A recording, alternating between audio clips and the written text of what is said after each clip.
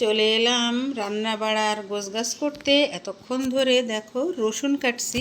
আমি মুরগি রান্না করলে রসুনটা আমার একটু বেশিই লাগে। তো এখানে দেখো এটা তো কুশিটা ভাজি করব। তো এটা পরে আমি দেখব।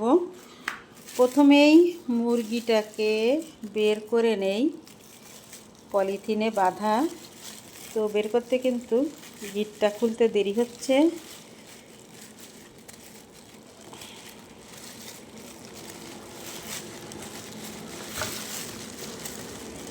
অনেক দিন যাবত ভিডিও দেই না, তো মাঝে মধ্যে দেই।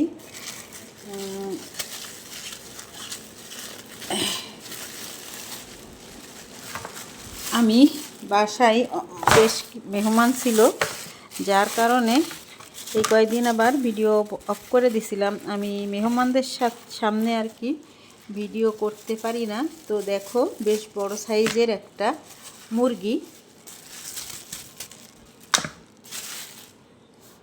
তো এই মুরগি আমি আজকে রান্না করব। হচ্ছে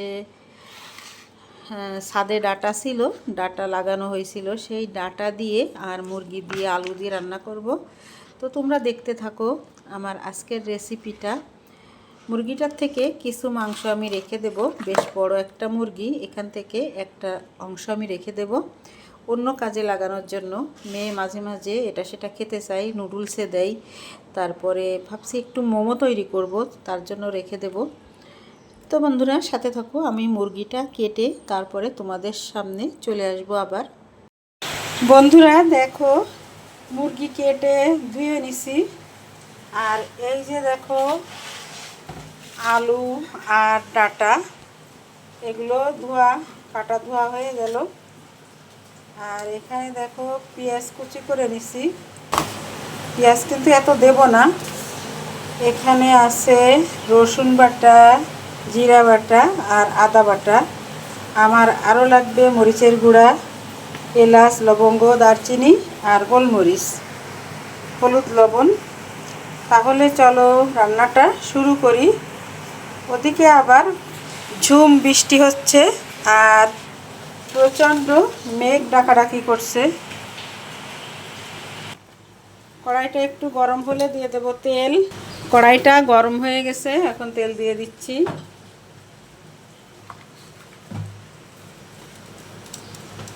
তেলের ভিতরে দিয়ে দিচ্ছি তেজপাতা, এলাচ আর দারচিনি, লবঙ্গটা পরে দেব, গোলমরিচ বেটে দেব। একটু কিছুক্ষণ ভাজা হলে এর ফ্লেভারটা খুব সুন্দর আসে। এখন দিয়ে দেব পেঁয়াজ কুচি। পেঁয়াজ কুচিটা একটু ভেজে নেব, অফ ক্যামেরাতে ভেজে নেই।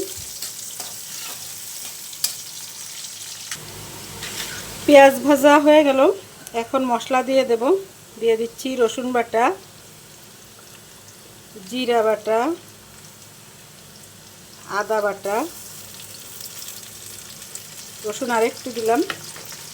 এখন দেব মরিচের গুঁড়া,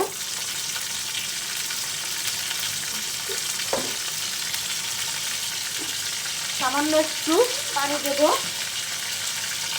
তা নাহলে মরিচের গুঁড়োটা পুড়ে যাবে। এখন ভালো করে মশলাটাকে কষাবো।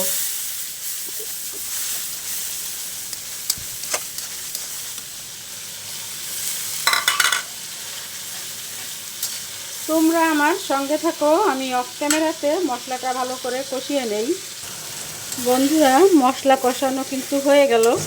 দেখো মশলা থেকে তেল বেরিয়ে আসছে আর মশলাটা ভাজা ভাজা হয়ে গেছে। এখন আমি মাংসগুলো দিয়ে দেব।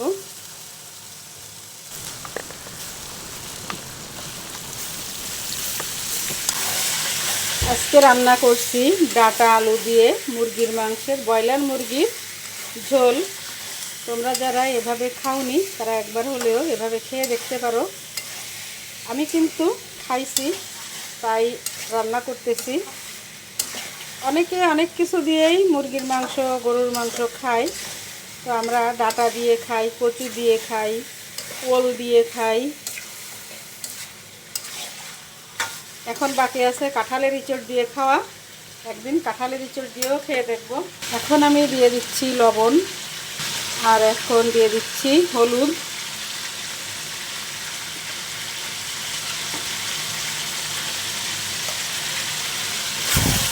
ভালো করে মাংসটা কষাতে হবে তেল ফুটে আসা পর্যন্ত। এখন কিন্তু মাংস থেকে পানি বেরিয়ে আসবে, সেই পানিটা শুকিয়ে নেব। তারপর আমি এখানে আলু আর ডাঁটা দিয়ে দেব।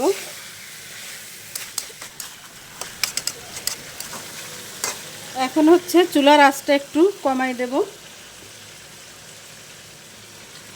তারপরে ঢাকা দিয়ে দেব, তাহলে পানি বেরিয়ে আসবে। বন্ধুরা, ঢাকা দেওয়ার বেশ কিছুক্ষণ পর আমি আবার ঢাকনাটা খুলে নিলাম। আমি কিন্তু অফ ক্যামেরাতে মাঝে মাঝে নেড়ে দিয়েছি, না নেড়ে দিলে কিন্তু নিচে পুড়ে যাবে। আর এখন আমি দিয়ে দিচ্ছি আলু আর ডাঁটা একসঙ্গে। তো এভাবে এই যেটুকু ঝোল আছে এর ভিতরে আলু আর ডাঁটা কষালে কিন্তু একেবারে সিদ্ধ হয়ে যাবে। তো আলু সিদ্ধ হওয়ার আগে কিন্তু আমার ডাঁটা সিদ্ধ হয়ে গেছিলো। ডাঁটাটা যে এত ভালো ছিল, তো আর খেতেও কিন্তু অপূর্ব লাগছিল, অন্যরকম একটা টেস্ট এই রান্নাটার। তো এই রান্নাটা একটু ঝোল ঝোল রেখে রান্না করতে হয়, এর ঝোলটা খেতেই কিন্তু বেশি মজা লাগে। তো একসঙ্গে এভাবে আমি কষিয়ে নিয়ে তারপরে আরও কিছুক্ষণ ঢাকা দিয়ে দেব, যাতে করে ডাঁটা আলুটা ভালো করে প্রপারলি সিদ্ধ হয়ে যায়। তো এখন আমি নেড়ে চেড়ে মিশিয়ে দিয়ে কিছুক্ষণের জন্য ঢাকা দিয়ে দিব।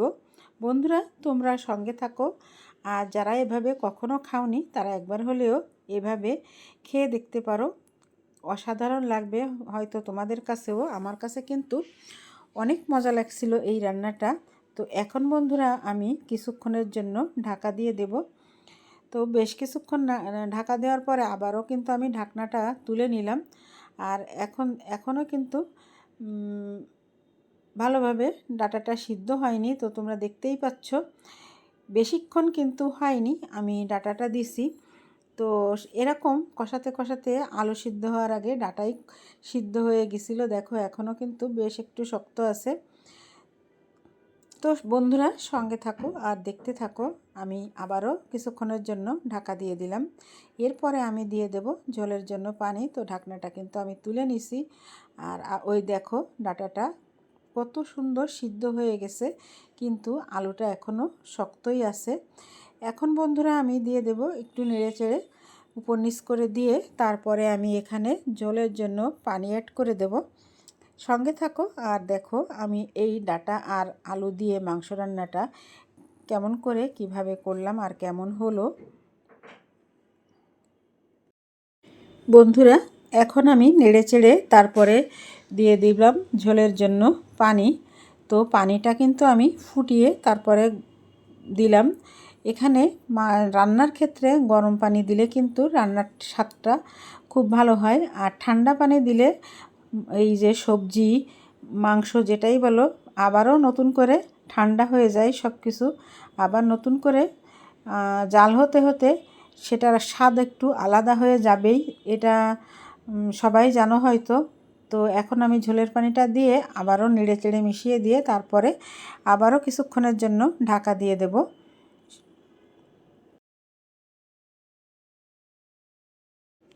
আর এখনও কিন্তু আমি গোলমরিচটা দেইনি।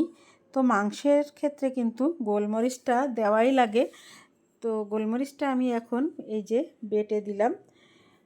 গুঁড়ো করে গোলমরিচটা সুন্দর করে গুঁড়ো করেও দেওয়া যায়, কিন্তু আমি বেটেই দিলাম। বেটে দিলে বেশি মিহি হয়, এর জন্য আমি বেটে দিয়ে দিলাম। আর এখন গোলমরিচ দেওয়ার পরে আবারও আমি মাংসটাকে কিছুক্ষণের জন্য ঢাকা দিয়ে রান্না করব।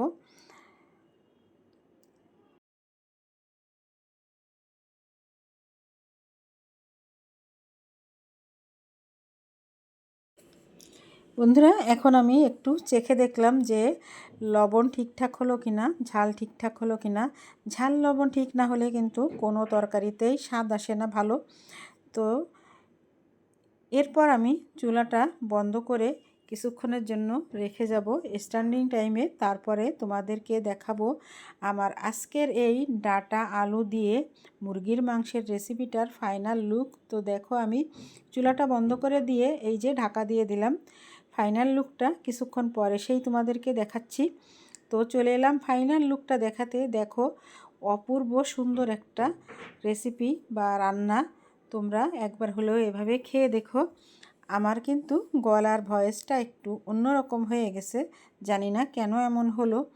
তো বন্ধুরা তোমরা সব সময় আমার পাশে থেকো, আমাকে সাপোর্ট দিয়ে যেও। চলে আসবো বন্ধুরা আবারও নতুন কোনো রেসিপি বা ব্লগ ভিডিওতে। সে পর্যন্ত সবাই কিন্তু সঙ্গে থেকো, সাপোর্ট করো, এই কামনা করছি। বন্ধুরা আমার আজকের রেসিপিটা এ পর্যন্তই। সবাই সুস্থ থেকো, ভালো থেকো, সবাই সবার পাশে থেকো। এখানেই বিদায় নিচ্ছি। আল্লাহ হাফেজ, আসসালামু আলাইকুম।